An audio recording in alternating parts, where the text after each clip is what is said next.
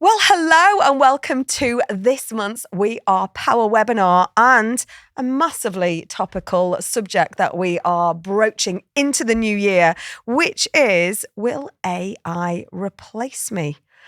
Whew, big conversation we're going to have in the next 45 minutes. And this is brought to you today by AstraZeneca and KTSL. And I am joined by two absolutely kick-ass humans in the studio today who I'm going to ask to intro themselves, which could take a while, could take the whole 45 minutes, quite frankly, but relevant to today's chat. But it is honest, it is the conversation that just seems to be everywhere. It seems to be something that can create fear. It's something that we've whispered at least once in the last year, isn't it? And we've seen a new tool, we've seen something popped up on Instagram, we've tried a free trial. This is just me, right, isn't it? This is just me doing all those things, watching a demo, something that we just think, is this too good to be true? Is this really going to help me? Or is this going to be the end of me?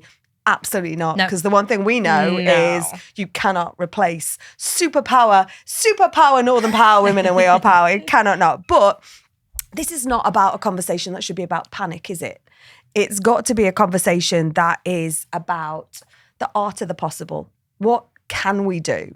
And that's, I have to say, what I get really excited about. I think just before we started on the record today, it was, we had a pre-call, didn't we, before this? And I went away and tried out one of the note taker, LLM, didn't I? Because I feel like I'm a sponge at the moment. I feel like I'm a sponge taking all this information. So this webinar today is pretty much just for me and my team. But we always want in our webinars you to take away sort of those top tips, those little bits of advice. But today we are specifically calling it a digital goodie bag, aren't we? I love that. That was you, Natalie, on the pre-call. But I want you to be able to take some of the learning, some of the advice, some of the guidance today and put it into your everyday and equally get curious, right? Absolutely. So come on, you two. Tell us what you are, who you do. That sounds really wrong, all in the wrong way. But I know. How is AI fitting into your everyday now? So tell us about you and your role.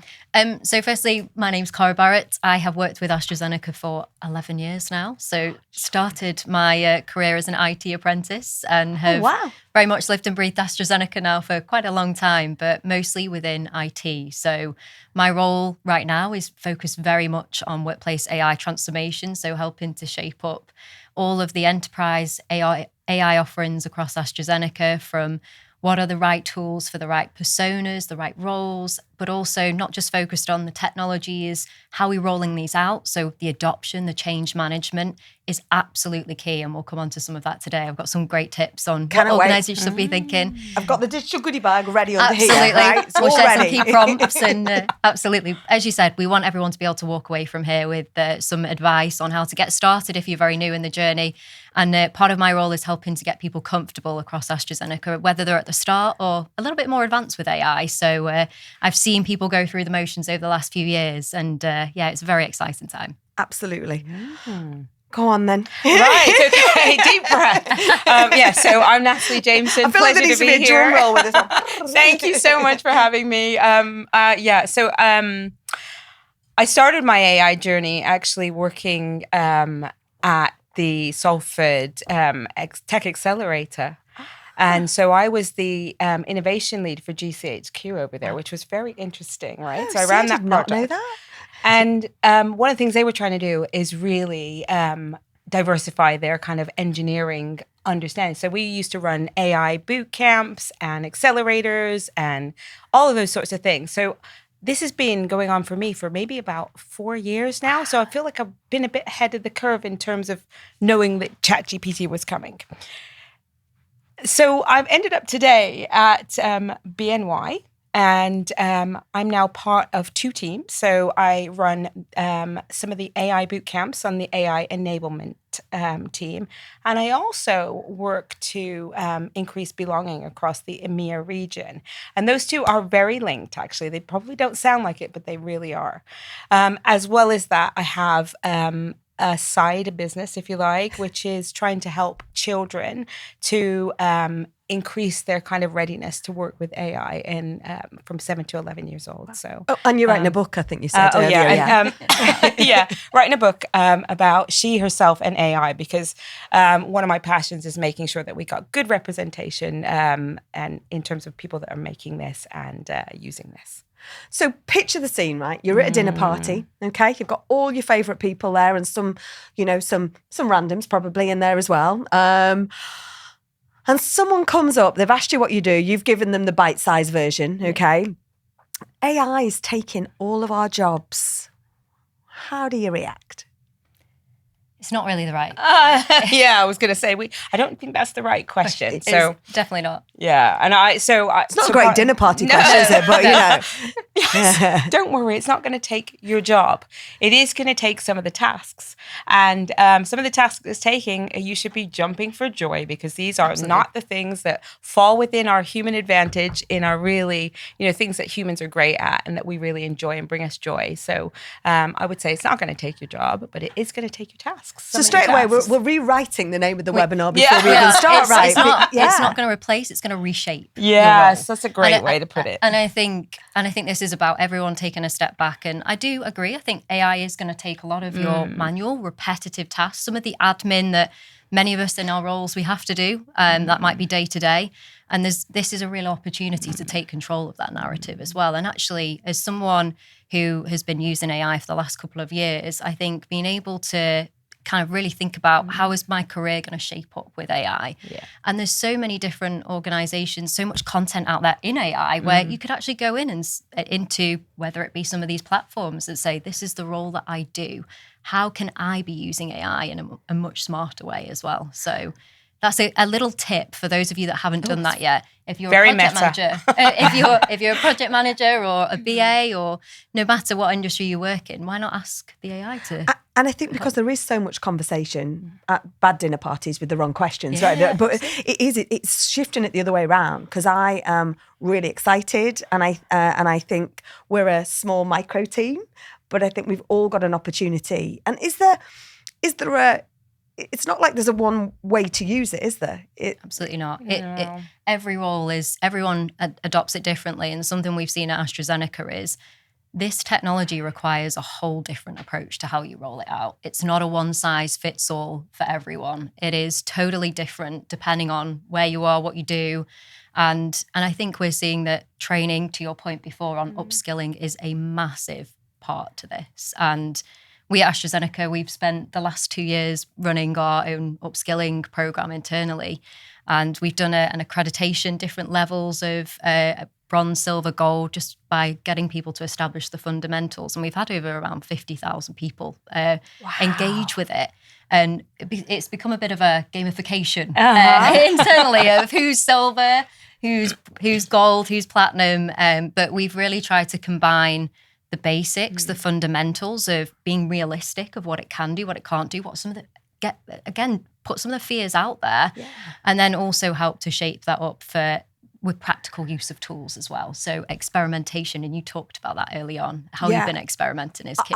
I 100% have. And I think because there's an element of it's not about failing at it, it's about trying things and going, well, that's not 100%. Quite right. And I find I weigh, and it's only recently I'm now thinking, I didn't realise there's more to this than just ChatGPT. Who knew? I thought it was revolutionary, me realising that I could chat on my walk with ChatGPT. I know it's great, but you don't know what you don't know. 100%. And now I feel like I'm becoming a bit of an evangelist bore about it, because when I get a success, I'm like, this is amazing. Share it. Yeah, we should be sharing it. We absolutely should be. I think it's also important to distinguish that there's way more types of generative AI than just large language models. And I think obviously we talk about ChatGPT all the time, but there's all of these other incredible enabling applications across manufacturing, which really increasing productivity, but also making things really much more accessible as well. So a lot of the stuff that could be,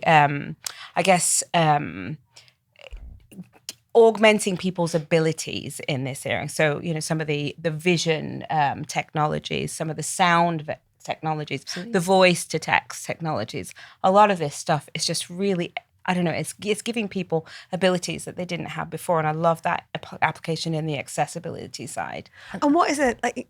Can you give us like an example? Because I think sometimes you talk about role models. If you can't see it, you can't be it. But what is an example of something you've seen? You just highlighted a few things there, and I'm like, tell me more. Tell me the full case study of that. Because I think sometimes if you can, if you don't want to dare to try sometimes because you've got everyone's got day jobs to do, and I think it's a bit like. Some people will sit aside of desk when actually this has got to be embedded into their day-to-day for the efficiencies of the organisation, right?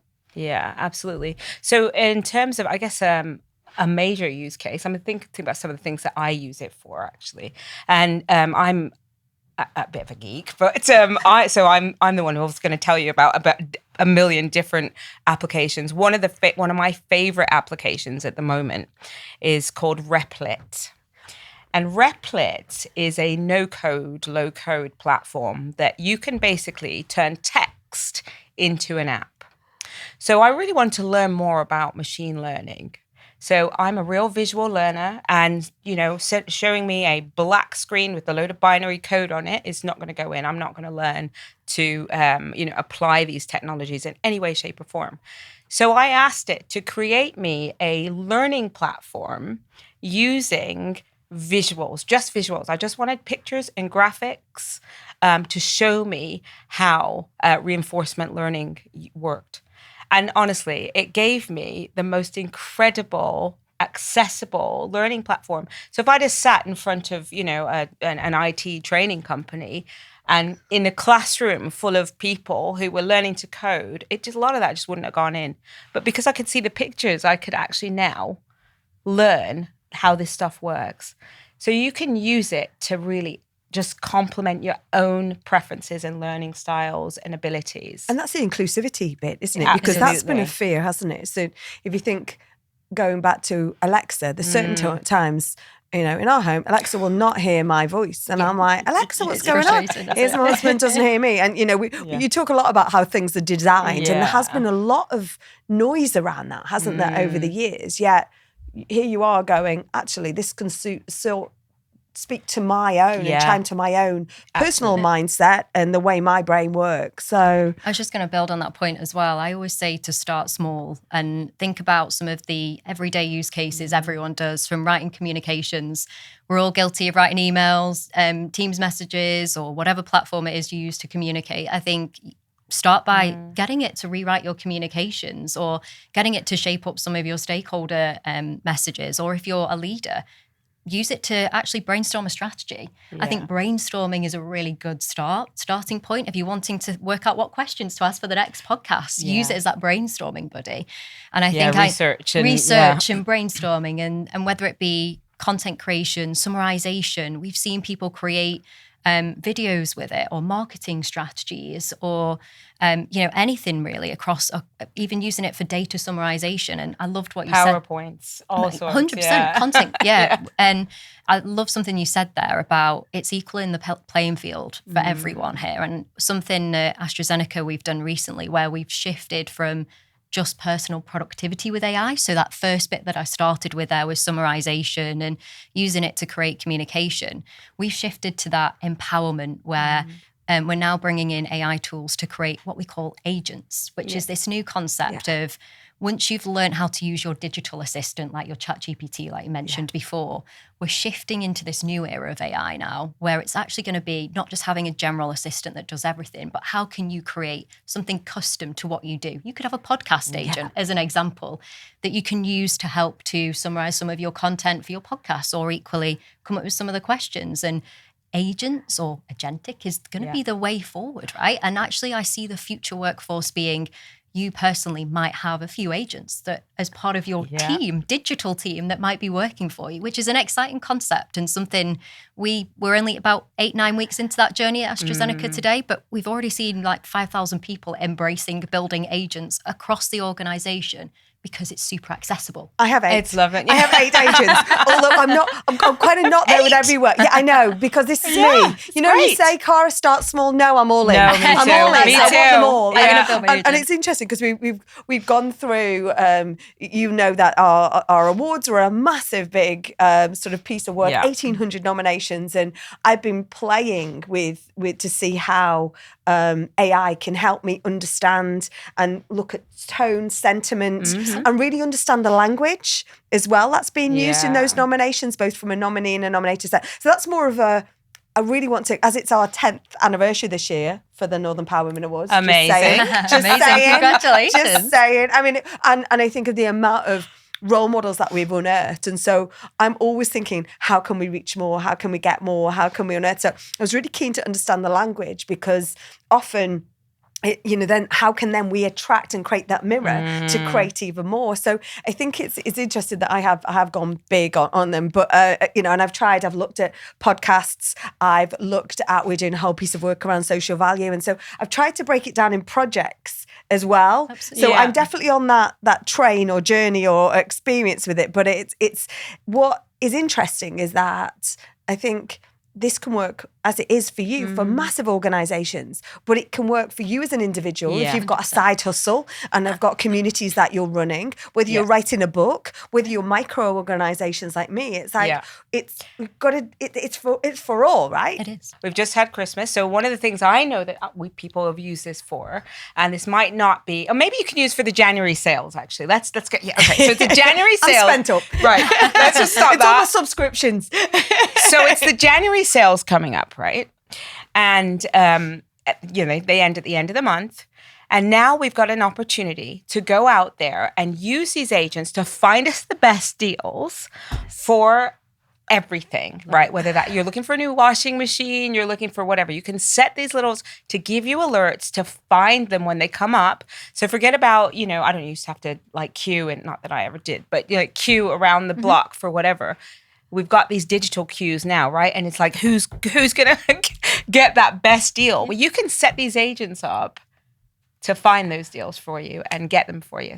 Wow. And I think that's the thing. So just talk to me about within your organizations, you talked about how many people that you are taking through this whole transformation and this education and learning. And to Natalie's point, everyone will learn at a different speed, 100%. And the organization will have objectives and keep KPIs around this, of course, all of that stuff. But what do you think is the biggest hype that you've managed, or the biggest myth that you managed to dispel? I think the first one being that this is, in the very early days, people didn't think it was for everyone, and they thought it was specifically for IT. This was 2 years ago, and people didn't think it was accessible. And whereas now everyone is embracing it. So I think we've got over the initial fear and concern. I think adoption is a big thing here. And what I would say is, it's often trying to find that high value use case or the penny drop moment for the individual. And something that we've been very focused on in AstraZeneca is, it goes back to the one size fits all before. I've had to try and work out what are the use cases for each area that is really going to switch them on to, wow, okay, that is the penny drop moment. That is really going to be transformational.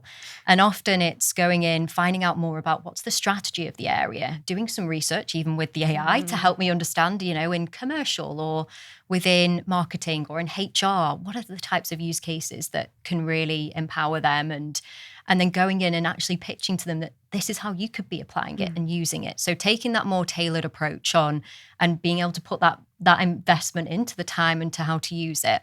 I think for people as well, there were generally some fears and also misunderstanding, because sometimes people went in with this high expectation of it's going to do everything. It's going to do all of my presentations, to your point before. Some of the technology is still evolving. And I think the saying is, the technology is the worst it's going to be today, or the AI is the worst it's going to be, because it's evolving so fast. So we often had people trying, experimenting, and if it didn't quite do what they wanted it to do, they dismissed it. And actually, that mindset change of this is different. This isn't like technology 2 years ago, 3 years ago. This is evolving day and day. And you've got to be willing to kind of sign up to that long-term journey. And if you get on the train now, you're going to be set up for the future. And I think we we've also invested in not just the upskilling in AstraZeneca, but also getting the governance guardrails right. Because as you can imagine, there's a lot of worry about data and security, and that's the role that we in IT play, and making sure that when we roll these technologies out, we're doing it in a safe way so that people are empowered to build, whether it be apps or build agents, and do that in a safe way. So I think getting people to understand the human in the loop as well. So you've kind of got the governance, the upskilling, and then getting people to understand that the human has to remain in the loop when they're using it. Because I think sometimes that's a bit of a misconception that you can use the AI to rewrite a communication, copy and paste it, not check the facts. Yes. Yeah, and I want to talk about that a little bit. The human in the loop. I think there is a real risk of people designing themselves out the loop, right? So I will talk about, and this is a big word, but it just basically means learned helplessness, right? So it's called cognitive offloading. And so what we have a risk of is people getting it to do their thinking for them, right? So that you talked about that email one. We've all seen these emails now that everyone sounds the same. Everyone sounds the same. How are you doing today? What are you asking me that? I just seen you at the coffee machine. Yeah. Don't let it do your thinking for you. 100%. This is where I'm thinking, when we talk about that human advantage zone, which is where we really need to lean in. If we think about the exponential increasing rate of this technology, what we don't want is our human ability to grow linearly. Agreed. And so how can you as an individual start to build those skills? So I'm talking about really understanding your own point of view, right? Not letting it tell you your point of view. Because we were talking the other day, weren't we? We were saying that where this amazing presentation comes off or this incredible report comes in, and then they stand in front of Exco or stand in front of, the customers, and they can't articulate it because that's not their thinking, right? So 100%. It's just about owning that point of view. It's and authenticity, making sure, right? It's authenticity, it is. But it's making sure that your curiosity, that your sense of wonder, your creativity, your human story here, that you hold on to that. And that's just one really of the things, isn't it? Is that's where we almost need to alleviate some of the fear because, empathy. That's a key curiosity, but storytelling. 100%. And if you think about the role that AI is playing, let's say what AI can't do. You touched on there about the creativity, even some of the strategic, the communication. But the empathy is a really important part here because if you're someone that manages a team, AI is not going to know when someone's burnt out. AI isn't going to know that someone isn't feeling their best that day, or equally you need to motivate a team. These are the core human skills that, whether it be empathy, building relationships, motivating your team. If we think about the people that are, concerned about AI, these are those skills to home in right now. And even for people just starting in their careers as well, really thinking about those, whether it be strategic creativity, the way you communicate and tailor your communication, because that's something, again, if you're using AI to generate your presentation, I love that example because I think people can become too reliant on it. They really can. And I think I went to Ideas Fest, a great festival back in September last year. I was in a field full of amazing entrepreneurs and founders. It was good. Christmas, right? It was, and it was wonderful. And this was obviously quite a few months ago now. So I'm definitely gaining all this knowledge and being curious. And to your point, right now, AI is like dial-up internet, and you two are probably too young to remember the noise of dial-up internet, but those who know, right? But when that dial-up internet, that's where we're at. Well, that's what, it's we've got to catch up, and the other one was that I think it was Daniel Priestley. He was on the stage and he said one of the best. My mentor. One of the best prompts you can ever ask is how much of this is assumption and how much of this is fact. Yes. Oh my goodness! If there's one, look at me, an expert on AI now. I've been curious for 8 months. I'm all over it.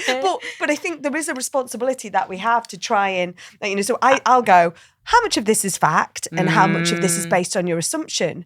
And that has been So it's all in the prompting. Game changing. It's all in the prompting, and it's all. So when we talk about that sense of agency, right? And this is one of the things. I mean, I've actually set my ChatGPT up to be really sarcastic, and it properly tells me now. I love that. It's changing its response to me, and even now it will say something, And I think that sounds quite sycophantic. That sounds quite like you're blowing, So I'm like, so I'll say, yeah, exactly. I'm like, oh, come on. So I get it I said, create a counter argument. Yeah. So I'll get it to create a counter argument, and then I'll get it to create a counter argument against that. So we're back and forth, and then I'll use ChatGPT, I'll use Perplexity, I'll use all the different ones, and I'll get them to fact check each other. The funniest thing is where it rates one of the other ones as the best one. And we are covering so much ground here and at right at pace. So if you are watching now and have any questions, please do drop them in the chat, because I cannot write fast enough. And we talked about the digital goodie bag. So when we've gone back we'll put through them all in AI, for you. transcribed everything, we won't leave a stone unturned as all of these different tools, because you do you right, as you said right at the start. You'll find the ones that work and don't work for you. Yeah. What is the thing that has surprised you most? Like, Kari started as an IT apprentice. AI was not a thing. It wasn't. And funny, we were reflecting on this, weren't we, the other day? And when I first started, obviously, AI isn't something that we covered at school. Prompt engineering wasn't a skill that we learned. And it's like a job. Well, AI was around. Generative AI wasn't around. Yes, so AI has been around for a long time, hasn't it? I think just talk to, because I think just talk to us about the difference between AI and generative AI. Yeah. Just explain I think it's important that people recognise that AI has been around for a long time, right? 1950s, but it wasn't something that was really well known about, was it? No, exactly. So now we've got a point where generative AI, I guess from the layman's point of view, it actually does some reasoning for us, and it can come up with its own conclusions. Okay, so we're not just talking about a decision tree, A plus B, and go here, yes, no, yes, no. It's now going, I can take that and learn, based on what I know and what I've learned before, I think that this is the answer to that. And that's what generative AI is, right? So, in very basic terms, without going down a rabbit hole on that. Every day, a school day. And I would also say that it's way beyond where dial-up internet is as well. I would say that we're way beyond that now. No, but in the speed of the way it moved, it's almost like it's actually. So if you think where its maturity curve, it's exponential now. Yeah, that was what I took away. Sorry, just to clarify, I took away. He was like, where we were at now is where we were back in the day when PCs came into the world and we were still on dial-up. That's how far, and you think of how far we are now with computing. That's how much further we've but the rate of change is like, it's ridiculous compared to then. That even the rate of change when we had dial-up internet and the rate of change it is now. So we've built agents that were kind of a bit clunky and a bit janky a couple of months ago that are incredible now, just because the underlying... They're maturing so fast. Yeah, absolutely. Just on that, the rate of change is something I think really challenging here. Yeah. That I think we as whether it be big organisations, small organisations, whether that be leaders, whether that be managers, team members, that rate of change is just significant right now. And I do think that's actually a challenge for everyone right now to keep up, because this isn't technology that's changing every 6 months, 12 months, every single day it's changing. And I think being able to keep up to date on that is something that is pretty difficult right now. What if there's someone now who's gone, I haven't even looked at this, or I haven't even, and it's too late now? It's not. It's never too late. It's not too late. You can get a free version of any of them, whether it be Perplexity, whether it be ChatGPT, any of them, Notebook LLM, whatever it is, and have a play. Experiment. Just have a play to start asking it some questions. Yeah, can I get these shoes in brown? Whatever. Send it a photograph. You don't just have it's not just natural language. It's got visions. So a little while ago in the summer, last summer, I wanted to have a little outdoor patio area just built. So I went out, I took a photograph of it. I then went on Pinterest and I picked some things and I put those pictures in along with the photograph of my patio and said, give me some variations on this. And I told it to keep everything the same, like of the original picture, and add in all the furniture bits. And I got a complete exterior design just from using that. And this is just chat GPT. And this is the whole point, isn't it? This is where it fits your everyday.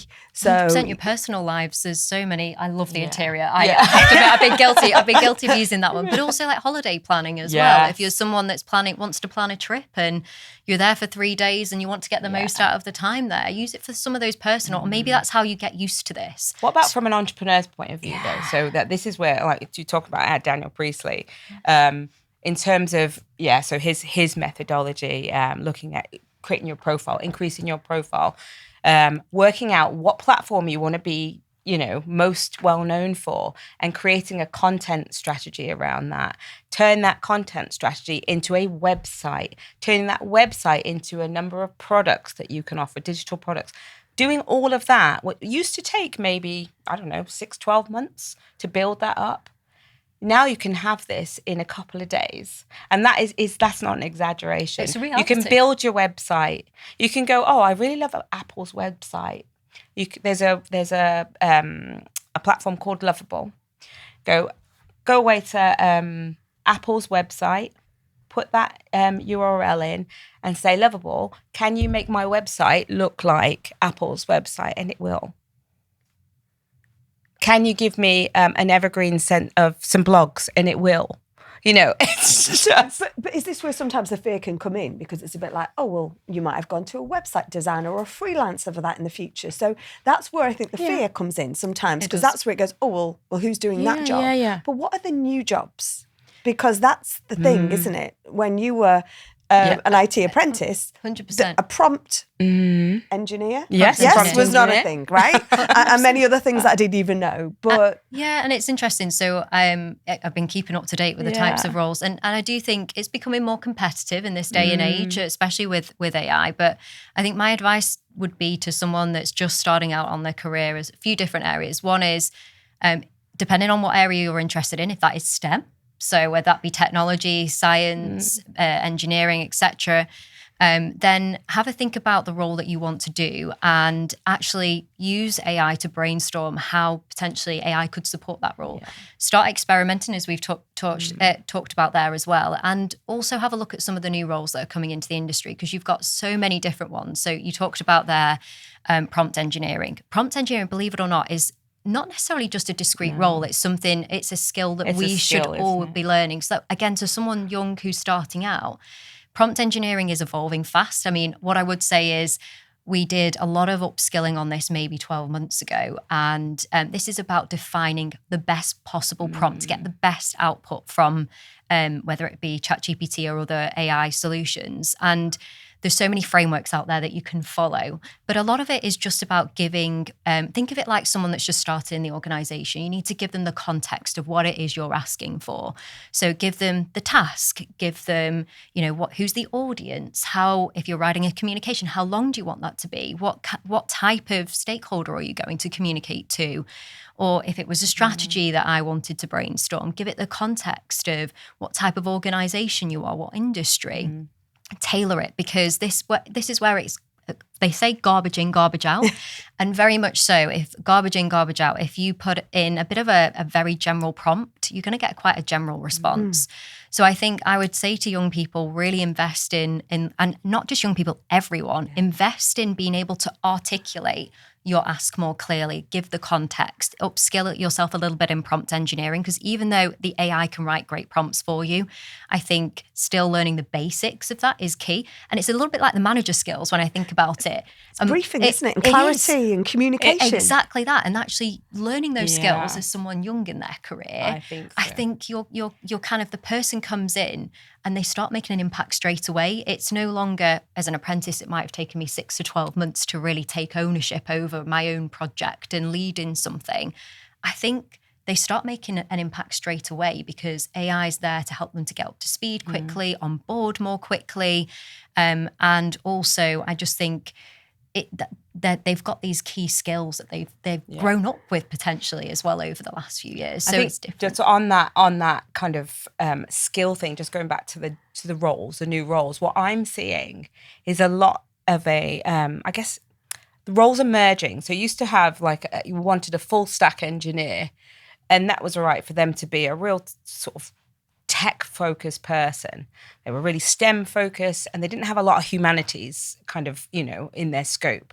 What we're seeing now is we might want somebody who has that skill, but we also want them to have a little bit of a product or a design thinking. So it's fall in love with the problem, firstly. So this is about understanding the problem that you're trying to solve, understanding who is experiencing that problem, right? So that human-centered problem solving, understanding that it's the whole kind of context. You mentioned context before, because once you've got that, that's when these skills, the tools can really help you to solve those problems. But I feel people are getting really hung up on the tools. Yeah, it is not the tools. The tools are going to change. We're going to be on to quantum next. It's not, AI isn't the thing. It's what the thing enables us to do and what problems. And I think if we can go back to those, this is a Daniel one. Get a PhD in the problem that you're trying to solve first, right? So many tote bag moments here. But it's true though. It absolutely, and we talk about it in BMY. One of my colleagues always talks about fall in love with the problem, and it's true. Everybody's getting hung up on, I need to learn how to do this. I need to learn how to prompt. It's not that. And is this not great for? I'm someone who was not an academic. Did my GCSEs, O levels. Failed my A levels badly, and I didn't want to do them, but I did them because it was like, better crack on, keep learning. And it wasn't until I got in the Navy and I learned different things. Yeah. Like, I was doing AI then, I just didn't know I was. Yeah. But you fell in love with solving the problem, right? And I think that's going to really help because this is, and I think it's one of the biggest challenges we've got then, is it the disparity between what we're educating our future emerging talent 100%. And the jobs that we don't even exist yet. That's massive. So that's my mission and passion now as a parent, as a responsible citizen, I guess, is when we look at so we're all at a stage where we've already developed our problem solving skills. We've already developed that sense of self-belief, that sense of self-efficacy. Hopefully we've got a good, strong sense of belonging. But if you're just coming into the world and you're just, a tot, or even if you're just a teenager, you haven't built that yet. So then if you get a machine telling you that is the right answer, you're not going to challenge that.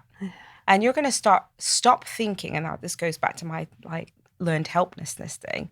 We need to make sure that we are building, because education up to this point has been about memorizing things. Yes. What if you don't need to memorize something anymore? What are we grading our children on? What are we testing them on? So how do we need to evolve education and early careers? Because when we're mid-career and when you're on your route to retirement or whatever, you've already developed those things.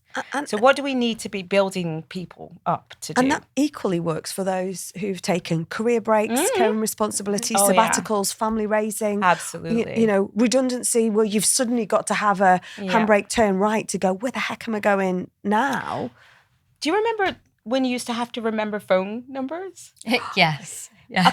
Anybody remember a phone number now? And my own. Yeah, my mum's landline. That's probably about it. But you don't, do you? But that is landlines anymore. That's the example of cognitive offloading. So if AI starts to do more and more of these things for us, that's fine. We don't need to be able to remember those things. So how do we make sure we're also bringing equity? We talked about, this is, absolutely the other half of your day job. I don't even know how you manage the time to fit that one in, Natalie. But how are we making sure that we're building that equity? We talked about the Alexas of old and, other tools are available. But how do we make sure that's built in? Well, I think, so firstly, I'm talking about a regional issue here. One of the great projects that we did in Manchester a little while ago, we called it the Citizens Panel.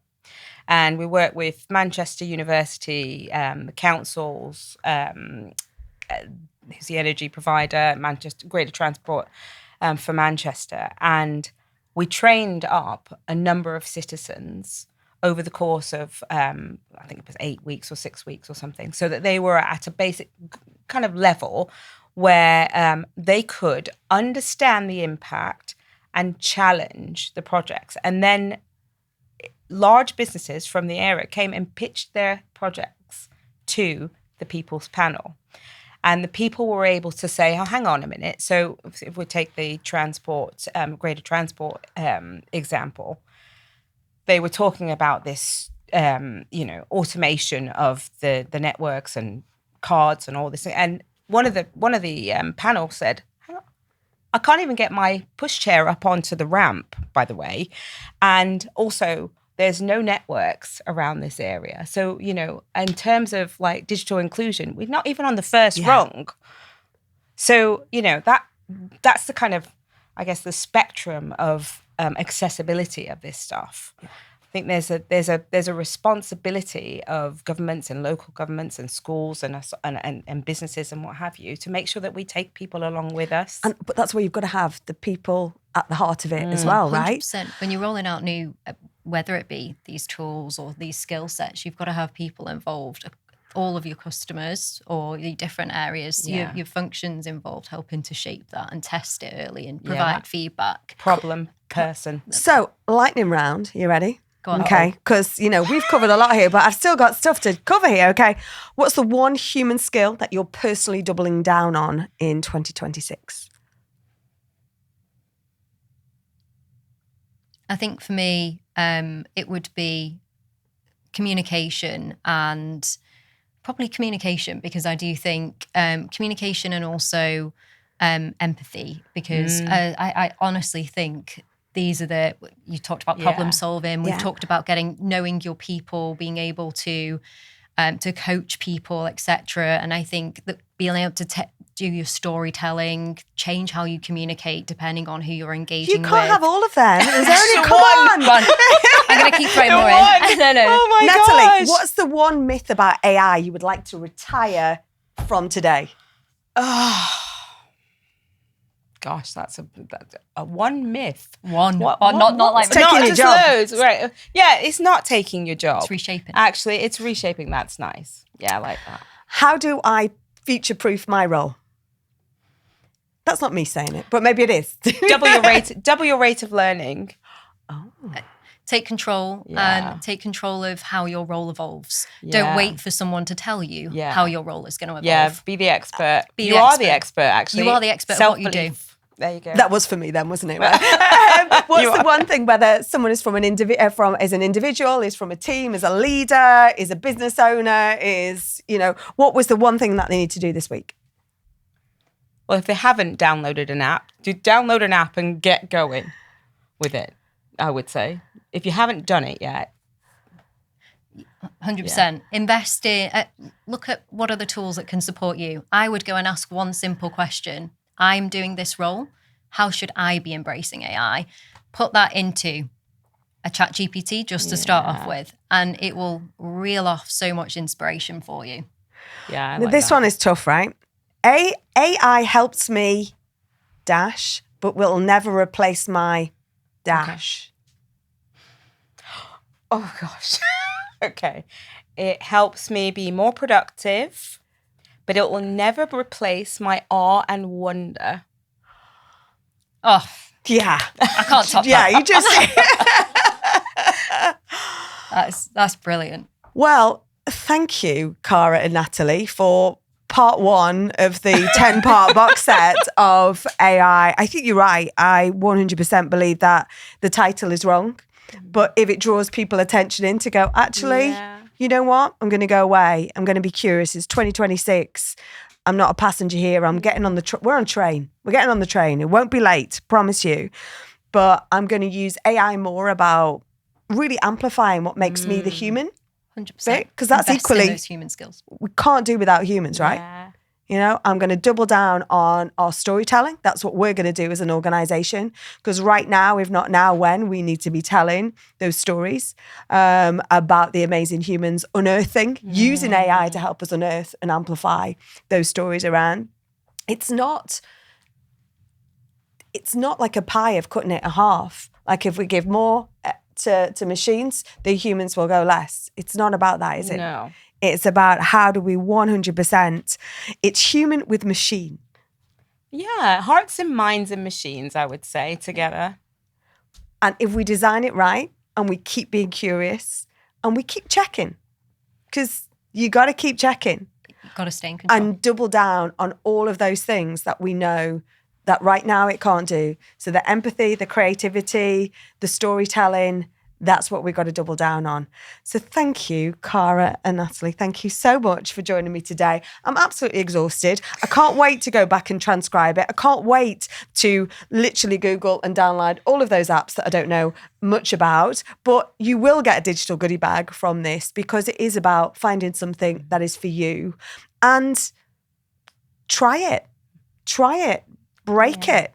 Pass it on, learn. My big learn this week, I caught up with my stepbrother, and he was like, make sure you ask your GPT, say, ask me 10 questions that will help me build your agent. But listen, thank you so much for being so generous with your knowledge. Keep those conversations going on in the chat, because you never know. Passing on that skills, that knowledge, you're never going to replace you, because you are authentic, and authenticity and empathy is the one thing that we're not going to be able to replace. So use it to help you do the things that make you you. Thank you, Cara. Thank you, Natalie. Thank you for joining us, and we see you on the next webinar. Thank you so much, AstraZeneca and KTSL, for powering up this month's webinar. Thank you so much. Thank you. Thank you.